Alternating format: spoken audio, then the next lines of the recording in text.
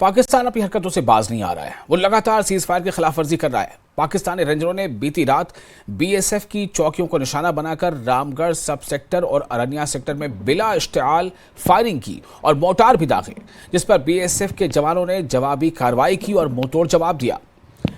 हालांकि पाकिस्तान की फायरिंग में बीएसएफ का एक जवान जख्मी हो गया है। इसे इलाज के लिए पहले रामगढ़ अस्पताल ले जाया गया, जहां इब्तदाई इलाज के बाद इसे जम्मू रेफर कर दिया गया है।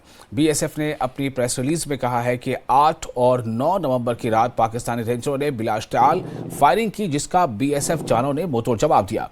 पाकिस्तानी रेंजरों की फायरिंग के बाद बैनुल-अक़वामी सरहद पर बीएसएफ ने अलर्ट जारी कर दिया है और चौकसी बढ़ा दी गई है। और ये उस वक्त की तस्वीरें हैं जब रात में पाकिस्तानी रेंजर्स फायरिंग कर रहे थे। इसमें आप सुन सकते हैं, जो रात की तस्वीरें हैं इसमें आवाज़ें आपको सुनाई देंगी किस तरह से बिला इश्तिआल वहाँ से फायरिंग की जा रही थी।